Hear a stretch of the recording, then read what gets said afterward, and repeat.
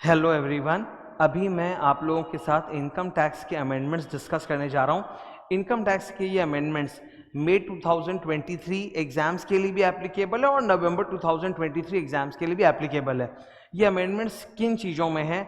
कुछ तो सैलरीज को लेकर है, कुछ IFOS को लेकर है, एक बड़ा TDS चैप्टर को लेकर है, टैक्स डिडक्टेड एट सोर्स, और कुछ रिटर्न फाइलिंग चैप्टर को लेके। तो ये 3-4 चैप्टर्स है जो इनको लेके अमेंडमेंट्स आए हैं। भारी अमेंडमेंट्स नहीं है, हल्के फुल्के अमेंडमेंट्स हैं, और ये सारे अमेंडमेंट्स सर्कुलर रिलेटेड है, मतलब कुछ सर्कुलर्स आए, कुछ एक्स्ट्रा पॉइंट्स है, वैसा अमेंडमेंट्स है। इनमें से 90% ऑलरेडी हम लोग क्लास में पढ़ चुके हैं, पर कुछ और एक्स्ट्रा भी आया है, तो वो अभी मैं डिस्कस कर रहा हूँ तुम लोग के साथ।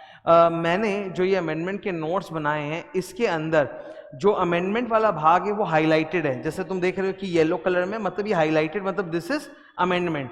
और बाकी एक्स्ट्रा जो नॉर्मल लिखा हुआ है वो क्या है? अब अमेंडमेंट समझाने के लिए तो वो टॉपिक भी बताना पड़ेगा ना। मैं अगर टॉपिक ही नहीं बताऊंगा, खाली उसमें जो अमेंडमेंट है वो बताऊंगा, तो समझ में नहीं आएगा। तो अमेंडमेंट जिस टॉपिक में आया वो पूरा टॉपिक में एक्सप्लेन कर रहा हूँ, और उसके अंदर येलो पोर्शन जो वो अमेंडेड है, ठीक है? तो इसे आराम से समझ में भी आ जाएगा अच्छी तरह से। Let us start the discussion. ये सबसे पहले सैलरी चैप्टर को लेके हम बात करने वाले हैं। सैलरीज में कई कंपोनेंट होते हैं। We know that sir, basic salary होता है, अलाउंसेस होता है, परक्विजिट्स होता है, पिलोस होता है, रिटायरमेंट बेनिफिट होता है। तो परक्विजिट्स की बात हम करेंगे। परक्विजिट्स का सेक्शन नंबर क्या होता है? 17। There are lot of perquisites, 10-11 perquisite है, उसमें से एक होता है मेडिकल परक्विजिट। तो मेडिकल परक्विजिट में ही पहले से ये एग्जेम्पशन आ चुका था, जो हम लोग क्लास में पढ़ भी चुके। वो क्या था कि अगर एम्प्लॉयर एम्प्लॉई या उसके परिवार वालों के कोविड ट्रीटमेंट, मतलब मान लो एम्प्लॉय को या उसके फैमिली वालों को कोविड हो गया, तो कोविड अगर हो गया, कोविड टेस्ट रिपोर्ट पॉजिटिव आ गई, तो उसका मेडिकल ट्रीटमेंट होगा ना। तो कोविड ट्रीटमेंट के लिए अगर एम्प्लॉयर ने एम्प्लॉय को पेमेंट किया है, खर्च दिया है, परक्विजिट एक तरह का ये बेनिफिट दिया है, तो that is exempted in the hands of employee. ये तो बहुत अच्छी बात है। यहाँ पर फैमिली का मतलब क्या है? वही फैमिली का मतलब है जो सेक्शन नंबर 10 क्लॉज 5 में। फैमिली का मतलब है spouse and children, whether dependent और नॉट, फर्क नहीं पड़ता, स्पाउस एंड चिल्ड्रन। और दूसरा parents, brother, sister, if they are wholly and mainly dependent on the employ.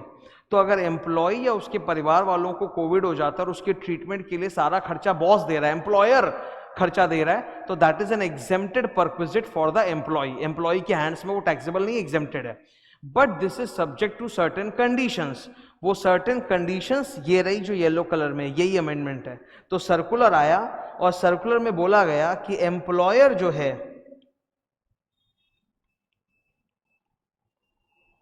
Circular में बोला गया कि एम्प्लॉयर जो है, he will collect the following documents from the employee. ठीक है? तो एम्प्लॉय अपने एम्प्लॉयर के पास ये सारे डॉक्यूमेंट्स जमा करेगा। क्या क्या जमा करेगा डॉक्यूमेंट सर? One sec. हाँ, नंबर 1, कोविड-19 की positive test report. COVID treatment के लिए तो कोविड टेस्ट रिपोर्ट पॉजिटिव होनी चाहिए। दूसरा, कोविड जिस दिन हुआ वहां से 6 महीने, अगले 6 महीने तक जो भी मेडिकल के एक्सपेंसेस वगैरह हुए, उनका सारा documentary proof of next 6 months. And किसी डॉक्टर का सर्टिफिकेट जो सर्टिफाई करके दे कि कोविड इलनेस में टोटल इतने खर्च हुए हैं। तो ये 3 प्रकार के डॉक्यूमेंट्स एम्प्लॉय जमा करेगा। किसको? एम्प्लॉयर को। ये देखो, the employee has to submit the following documents to the employer. Employee जमा करेगा एम्प्लॉयर के पास ये सारे डॉक्यूमेंट्स। क्या क्या? कोविड की टेस्ट रिपोर्ट, फिर अगले 6 महीने का जितना भी ट्रीटमेंट वगैरह हुआ है उसका खर्च का बिल वगैरह, और डॉक्टर का सर्टिफिकेट कि देख लो ये सारे कोविड रिलेटेड खर्चे थे।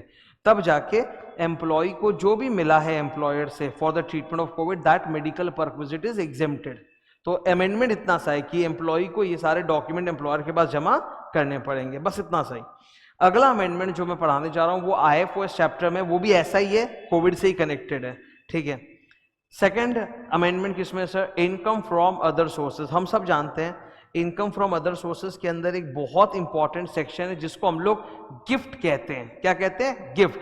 हालांकि जब तुम सेक्शन नंबर 56 सबसेक्शन 2 क्लॉज 10, 56 का 2 का 10 शॉर्ट में बोलूँ तो तुम अगर 56 का 2 का 10 बेयर एक्ट से खोलोगे तो वहां पे कोई गिफ्ट वर्ड नहीं है, पर हम लोग इसको पढ़ते हो तो हमेशा बोलते हैं ये गिफ्ट का सेक्शन है, मतलब कोई कैश गिफ्ट दे रहा है या मूवेबल असेट का गिफ्ट दे रहा है या इमूवेबल प्रॉपर्टी का गिफ्ट दे रहा है, तो वहां पे ये सेक्शन IFOS अप्लाई हो जाता है और वो जो गिफ्ट में अमाउंट मिला है उसको हम IFOS इनकम मानते हैं और टैक्स कर देते हैं, करेक्ट। अब ये इसको लेकर कुछ एग्जेम्पशंस भी हैं, इसको लेकर कुछ एग्जेम्पशंस भी हैं। जो सबसे कॉमन एग्जेम्पशंस हम लोग बात करते हैं वो MRI होता है कि मैरिज पे मिलने वाले गिफ्ट एग्जेम्प्टेड होता है, रिलेटिव से मिलने वाला गिफ्ट एग्जेम्प्टेड होता है, इनहेरिटेंस में मिलने वाला गिफ्ट एग्जेम्प्टेड होता है। तो ऐसे तकरीबन 12-13 एग्जेम्पशंस होते हैं। उसी में से एक है कोविड रिलेटेड। तो जो कोविड रिलेटेड आपको कोई अमाउंट मिल रहा है वो एग्जेम्प्टेड है। यहां पे गिफ्ट वर्ड की बात नहीं है, एनी काइंड ऑफ कॉन्ट्रीब्यूशन और donation that you are receiving. Suppose there is a person who is receiving any contribution, any donation, तो आप उसको गिफ्ट बोलो मत बोलो उससे फर्क नहीं पड़ता। अगर मान लो उस व्यक्ति को या उसके परिवार वालों को कोविड हो गया है तो कोविड के इलाज के लिए या फिर उस व्यक्ति की या उसके परिवार में किसी की डेथ हो गई है और डेथ के क्रियाक्रम वगैरह के लिए जो भी लास्ट राइट्स होते हैं उनके लिए कुछ अगर अमाउंट मिल रहा है तो दैट अमाउंट जो उनको मिल रहा है तो ये एक तरह से देखा जाए तो इसको गिफ्ट या कॉन्ट्रीब्यूशन डोनेशन बोलेंगे 56 का 2 का 10 में, बट ये एग्जेम्प्टेड होता है बिकॉज ये कोविड के लिए मिल रहा है तो it is exempted. But exemption is subject to certain conditions. अब एग्जेम्पशन तो हमने पढ़ लिया ऑलरेडी, हो गया, पर एग्जेम्पशन को लेके जो कंडीशंस है ना वो सर्कुलर में बाद में आई हैं, वो मैं भी दिखाने जा रहा हूं। Let's start. तो 56 का 2 का 10 होता तो गिफ्ट का IFOS का, लेकिन इसमें बहुत सारे एग्जेम्पशंस होते हैं, तो उसी में ये रहा एग्जेम्पशन नंबर 12। अगर आपको कोविड के मेडिकल ट्रीटमेंट के लिए किसी भी व्यक्ति से कुछ भी धनराशि, कोई भी अमाउंट वगैरह कुछ भी मिल रहा है तो वो एग्जेम्प्टेड है सब्जेक्ट टू सर्टेन कंडीशंस। वो कंडीशंस क्या क्या हैं?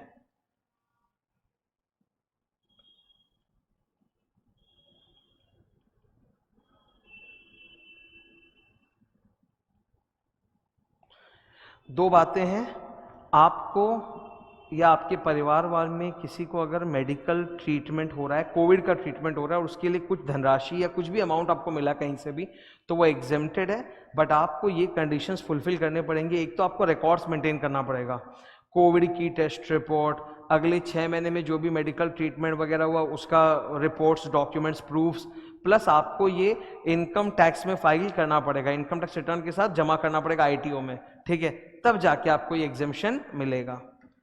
For claiming the exemption, the individual has to keep a record of number 1, COVID test report, next 6 months जब कोविड हुआ वहां से अगले 6 महीने में जो भी मेडिकल डायग्नोसिस ट्रीटमेंट हो रहा है उसके जो भी खर्च वगैरह लग रहे हैं उसका सारा डॉक्यूमेंट्स ये आपको रखना पड़ेगा और आपको ये IT में जमा करना पड़ेगा, इनकम टैक्स डिपार्टमेंट में जमा करना पड़ेगा। सर कब तक जमा करना पड़ेगा? Within 9 months from the end of the financial year। Now for your exam, जिन स्टूडेंट्स का भी एग्जाम May 23 नवंबर 23 में है, आप लोगों के लिए प्रीवियस ईयर है 2022-23 और असेसमेंट ईयर है 23-24, तो आपका फाइनेंशियल ईयर खत्म कब हो रहा है? 31 मार्च 2023। वहां से 9 महीने वो निकल के क्या आएगा? 31 दिसंबर 2023 और 31 दिसंबर 2022, विच एवर इज लेटर। तो अल्टीमेटली सर हमारे लिए आंसर क्या है? ये है, ठीक है। कब तक जमा करना है? इन्होंने बोला जिस साल आपको ये धनराशि मिली वहां से उस साल के एंड से 9 मंथ्स या फिर 31 दिसंबर 2022, विच एवर इज लेटर। तो हमारा सॉल्व क्या आएगा फॉर आवर एग्जाम 31 दिसंबर 2023। तो अगर आपको कोविड इलाज के लिए कुछ भी धनराशि वगैरह कुछ भी मिला है तो वो एग्जेम्प्टेड पर मतलब एग्जेम्प्टेड है, उसका वो सेक्शन 56 IFOS में टैक्स नहीं देना पड़ेगा, एग्जेम्पशन है। But you have to do 2 formalities. Number 1, keep the records and second, file it with ITR, income tax return में किस साथ जमा कर दो या अलग से IT डिपार्टमेंट में जमा कर दो। एक और एग्जेम्पशन इसी कोविड से कनेक्टेड है। अगर किसी व्यक्ति की या उसके परिवार में कोविड की वजह से मृत्यु हो गई और उसमें जो भी इलाज वगैरह में खर्च हुआ या लास्ट राइट्स में जो होता है ना फ्यूनरल वगैरह, उसमें जो भी खर्चा हुआ उसके लिए उस व्यक्ति को धनराशि मिली है। किससे मिली है? एम्प्लॉयर से मिली है धनराशि विदाउट एनी लिमिट। अगर एम्प्लॉयर ने पैसा दिया है तो कितना पैसा दिया उसकी कोई लिमिट नहीं है। किसी और व्यक्ति से अगर आपको मिला है धनराशि फ्रॉम एनी अदर पर्सन, तब एक लिमिट होती है 10 लाख की, ठीक है। तो मृत्यु हुई है किसी की बिकॉज ऑफ कोविड, तो आपको या तो अपने बॉस से धनराशि मिल रही है, वहां कोई लिमिट नहीं है, या किसी अन्य पर्सन से मिल रही है तो वहां 10 लाख की लिमिट है, आपको एग्जेम्पशन मिलेगा if following conditions are satisfied. Number 1, the amount is received within 12 months of the death. आपको वो अमाउंट कब तक मिल गया? आपके परिवार वाले में जिसकी भी मृत्यु हुई उसकी मृत्यु से 12 महीने के अंदर आपको वो अमाउंट मिल गया है, प्लस अदर कंडीशंस। तो what are the other conditions? Other condition is कि जिस दिन कोविड टेस्टिंग हुआ था उससे 6 महीने के अंदर ही मृत्यु हो गई थी। The death of the individual should be within 6 months from the date of testing positive for कोविड-19। नेक्स्ट, आपको क्या करना पड़ेगा? आपको again you have to keep record plus file with IT department. ठीक है, रिकॉर्ड क्या रहेगा? वही कोविड-19 का रिपोर्ट, फिर अगले 6 महीने में जो भी इलाज वगैरह हुआ उसके खर्चे, ठीक है, डेथ सर्टिफिकेट, ओके, एंड आपको आईटी में जमा करना पड़ेगा। वही है 9 months from the end of the financial year और 31 December 2022 व्हिचएवर इज लेटर। तो हमारे एग्जाम के लिए सॉल्व हो क्या आएगा? 31 December 2023। ठीक है, ये हमारे एग्जाम के लिए आएगा। तो ये भी कोविड रिलेटेड ही है। यहाँ पर भी फैमिली का वही मतलब है जो थोड़ी देर पहले पढ़े थे सेक्शन 10 clause 5 के हिसाब से। Family means spouse and children, और दूसरा parents, brothers, sisters who are wholly and mainly dependent on the such individual. तो ये कोविड रिलेटेड एग्जेम्पशंस के कुछ कंडीशंस आए थे सर्कुलर में, सैलरी चैप्टर में और आईएफओएस चैप्टर में, जो हमने अभी कंप्लीट किया। ये एक रेंज ऑफ अमेंडमेंट था 2 चैप्टर में।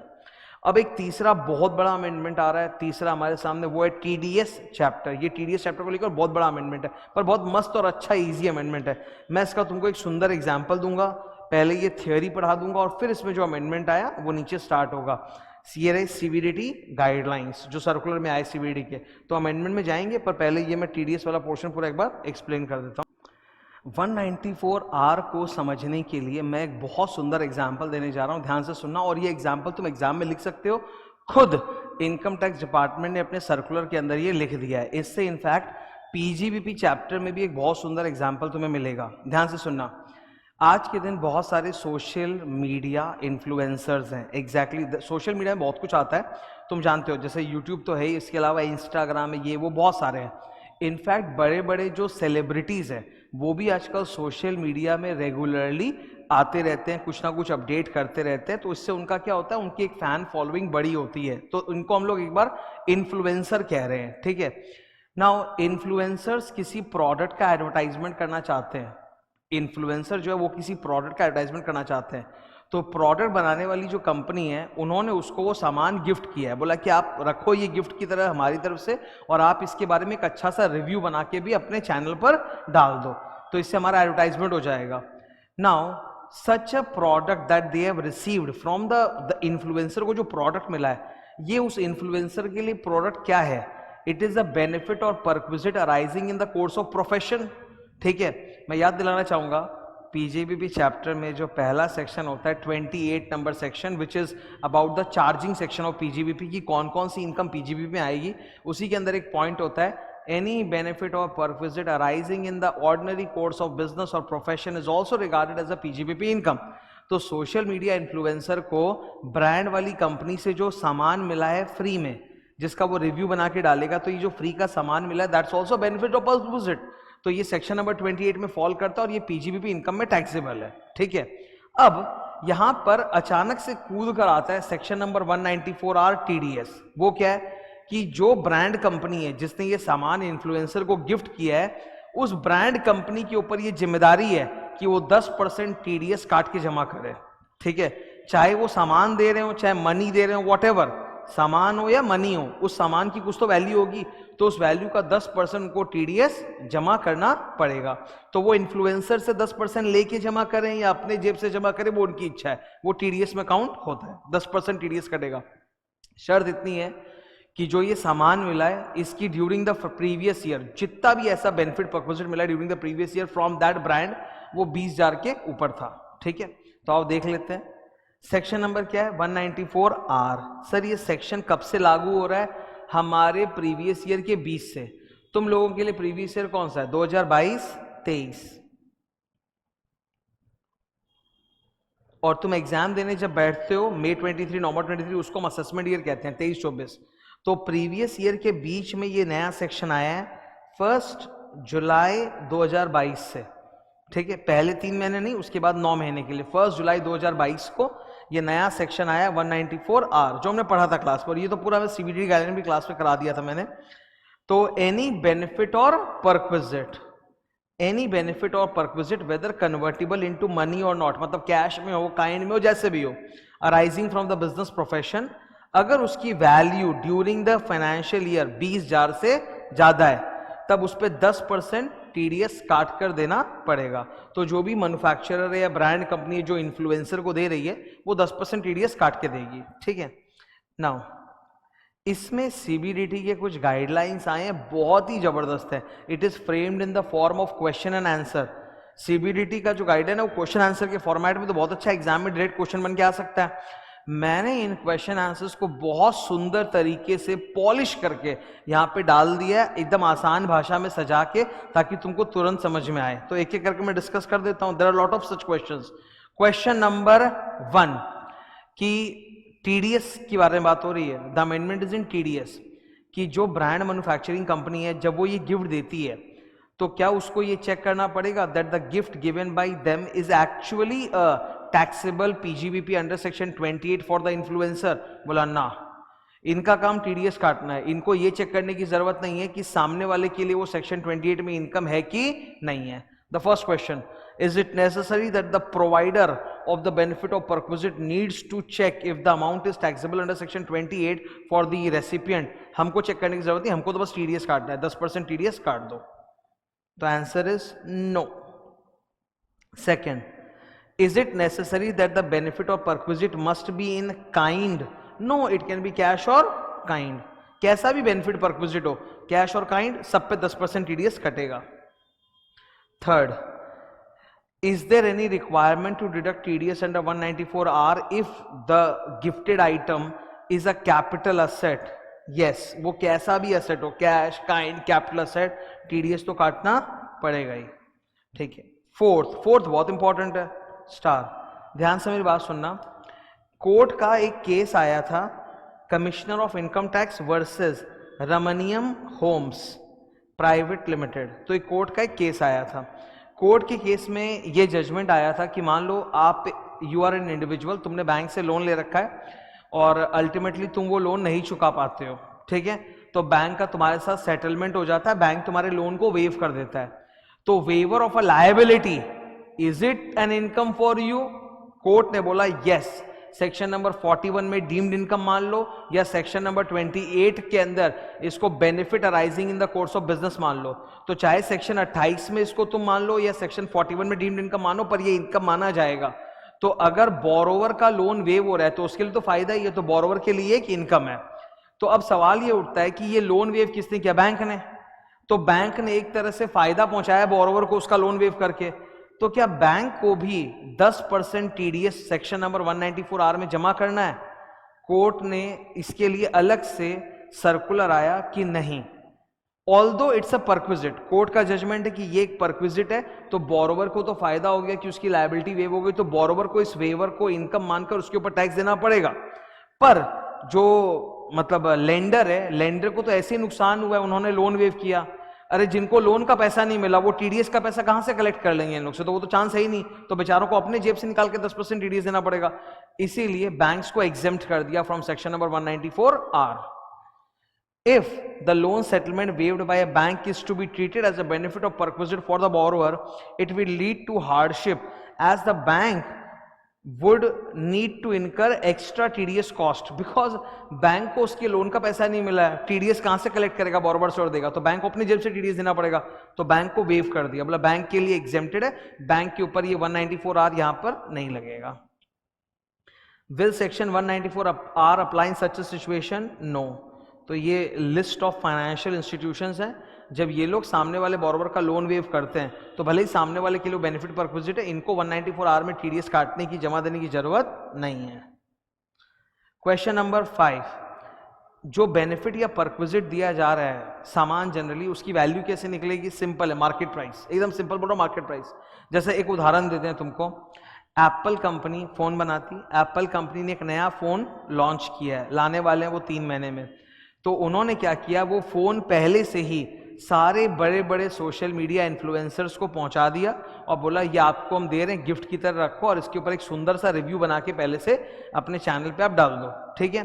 तो now that definitely the phone definitely lakh 1.5 lakh का फोन होगा, that definitely is a perquisite for the recipient. वो तो वो इन मीडिया इन्फ्लुएंसर वाले के लिए एक तरह का benefit perquisite arising the course of profession, 20,000 के ऊपर का ही फोन होगा, कॉमन सेंस की बात है। तो क्या एप्पल वाले इस पे टीडीएस काटेंगे? अवश्य काटेंगे, 20,000 के ऊपर तो 10% टीडीएस कटेगा। पर सर फोन की वैल्यू क्या लोगे आप, फोन की वैल्यू क्या लोगे? तो इन्होंने बोला जो ब्रांड ये सामान दे रहा है, अगर वो ब्रांड ये सामान खुद मैन्युफैक्चर करता है तब वो जिस प्राइस पे बाजार में बेचता है, मार्केट प्राइस, वही आप वैल्यू लोगे। या फिर अगर ब्रांड ने ये सामान खुद खरीद कर आपको दिया है तो परचेज प्राइस ले लो। इन आइदर केस आप कैसे भी सोच लो, it turns out to be market price of the commodity, वही होगा वैल्यू।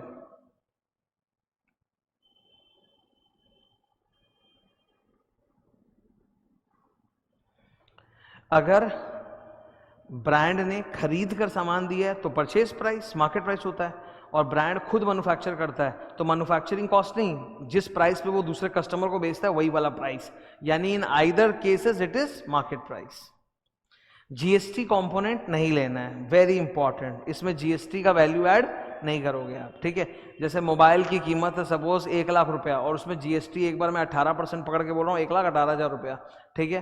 तो 1,18,000 वैल्यू नहीं लोगे आप, 1 लाख की वैल्यू लोगे और 1 लाख पे 10% टीडीएस कटेगा, 1,18,000 पे 10% नहीं, 1 लाख पे 10%। नेक्स्ट, ये वो सोशल मीडिया वाला जो एग्जाम्पल है, खुद इन्होंने बोला है, ठीक है, कि सोशल मीडिया इन्फ्लुएंसर को ब्रांड की तरफ से जो सामान मिलता है क्या वो परक्विजिट है, मतलब क्या उस पर 194 आवर में टीडीएस कटेगा? इसका 2 आंसर दिया, बोला अगर ब्रांड ने इन्फ्लुएंसर को सामान दे दिया कि रख लो तुम ही यूज करो, तब तो ये बेनिफिट परक्विजिट है और उस पर टीडीएस कटना पड़ेगा। लेकिन अगर इस तरह का अरेंजमेंट हुआ है कि ब्रांड ने इन्फ्लुएंसर को बोला है कि हम तुमको सामान दे रहे हैं, रिव्यू करने के बाद तुम हमको लौटा देना, तब तो सामने वाले के लिए बेनिफिट भी नहीं और तब टीडीएस नहीं कटेगा। तो वो वाला सिचुएशन ना थोड़ा सा रेयर ही है। Next question, very good. एक मैन्युफैक्चरर कंपनी है जो गाड़ी मैन्युफैक्चर करती है, लेट अस से example of Tata Motors. Tata Motors बहुत बड़ा ऑटोमोबाइल मैन्युफैक्चरिंग कंपनी है। उन्होंने अपने डीलर को बोला, जो कार डीलर होते हैं ना, कार के शोरूम, उनको उन्होंने बोला कि भाई अगर तुम एक सर्टेन टारगेट मीट कर लोगे तो हम तुमको एक गाड़ी एक्स्ट्रा गिफ्ट देंगे। तो ये गाड़ी मैन्युफैक्चरर अपने डीलर को अगर एक गाड़ी गिफ्ट करेगा, ऑब्वियसली 20,000 के ऊपर ही होगा, तो वो तो बेनिफिट परक्विजिट है सामने वाले के लिए, यस। उस पर टीडीएस कटना चाहिए, यस, तो बेनिफिट माना जाएगा सामने वाले के लिए। कार मैन्युफैक्चरर टीडीएस भी काट के जमा करेगा 10% 194 आर में, और जो डीलर है उसको जो इतना बड़ा गिफ्ट मिला है, सपोज 10 लाख की गाड़ी है तो 10 लाख वो उसके लिए इनकम है, पीजीबीपी इनकम है, और पीजी में वो टैक्स भी देगा। आगे कहानी ये है कि डीलर उस कार को लेता है और अपने बिजनेस पर्पसेस के लिए यूज करना स्टार्ट कर देता है। तो क्या अब उस कार पे वो अपने नॉर्मल बिजनेस में डिप्रिसिएशन क्लेम कर सकता है? यस, क्योंकि ऑलरेडी इस 10 लाख के कार को इनकम माना जा चुका है पीजीबीपी, इस पे वो टैक्स भी दे चुका है, इस पे उसका टीडीएस भी कट चुका है, सब कुछ हो चुका है। तो अब तो ये कार उसके लिए एक फ्रेश असेट की तरह है जो वो बिजनेस में यूज कर रहा है, उसका खरीदा हुआ असेट है, बिकॉज इसको तो इनकम मान के टैक्स दे चुके हो ना।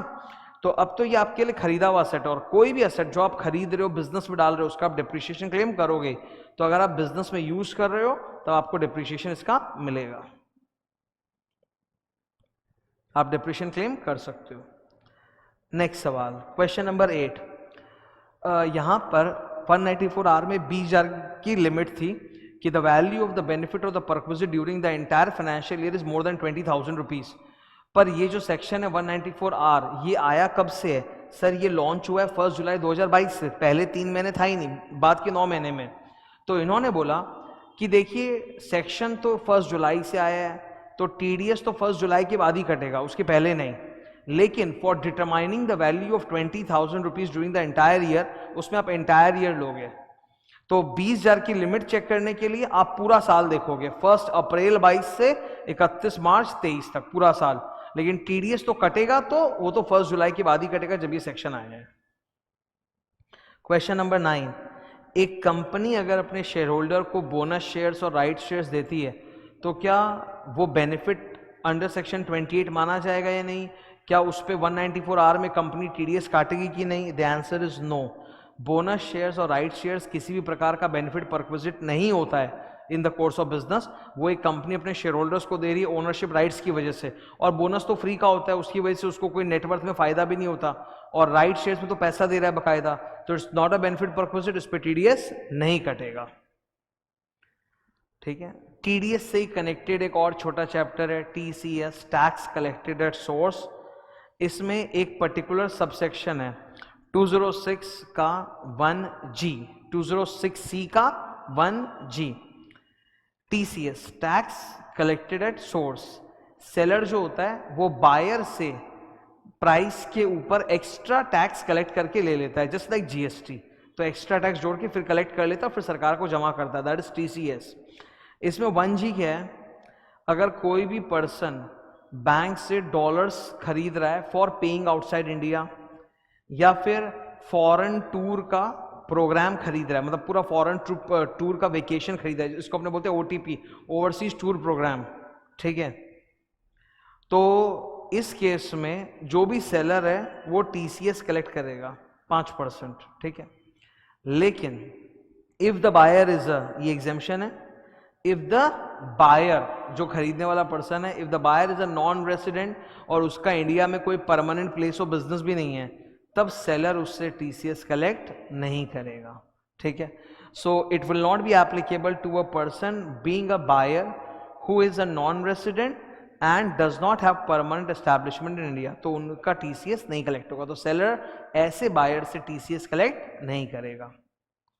Okay, that was TCS. Last amendment, ये अमेंडमेंट जो है ये रिटर्न फाइलिंग चैप्टर में, ये भी बहुत अच्छा है, इसमें 3 नए ट्रांजैक्शंस ऐड हुए हैं। मैं पहले बैकग्राउंड देता हूं फिर डिस्कस करेंगे। ये बड़ा सिंपल इजी अमेंडमेंट है, देखने में लंबा चौड़ा लगेगा पर है इजी। 2 मिनट मुझे दोगे, मैं पूरा एकदम आराम से समझा दूंगा। जस्ट लुक एट दिस, एक बार शो कर रहा हूं। ये टोटल अमेंडमेंट नोट्स हैं, हम लोग अभी यहां पर हैं नीचे पेज नंबर 7 पर, ये लास्ट के 3 पेजेस हैं। ठीक है, ये अमेंडमेंट किसको लेकर है? पैन नंबर को लेकर। रिटर्न फाइलिंग का जो चैप्टर होता है उसी के अंदर तो पैन नंबर का ज्ञान आता है कि पैन नंबर किसको किसके पास होना जरूरी है, कौन कौन से ट्रांजैक्शन से जहां आपको अपना पैन नंबर कोट करना पड़ता है। उसको लेकर 2 नए रूल्स आ गए, 114 BA, ये रूल नंबर है, सेक्शन नंबर नहीं, रूल नंबर नोटिफाई हुआ है, 114 BA, 114 BB, और दोनों एक ही मुद्दे पे है। ठीक है, अगर आप बैंक के अंदर 20 लाख रुपया जमा करना चाहते हो in the entire previous year, या 20 लाख रुपया कैश विड्रॉ करना चाहते हो, या आप किसी बैंक में अपना करंट अकाउंट या कैश क्रेडिट अकाउंट खोलना चाहते हो, उसमें अमाउंट नहीं है, तो आपके पास पैन नंबर होना चाहिए। आपको ऐसा ट्रांजैक्शन करने के कम से कम 7 दिन पहले आप अप्लाई कर दो पैन के लिए। ठीक है, 7 दिन पहले। ये रहे वो 3 transaction. You want to deposit cash greater than equal to 20 lakh during the FY, you want to withdraw cash greater than equal to 20 lakh during the FY, और you want to open a current account और CC account in a bank. तो आपको 7 दिन पहले, कम से कम transaction करने के 7 दिन पहले अप्लाई कर देना चाहिए पैन के लिए। और दूसरी बात यह है रूल 114 BA।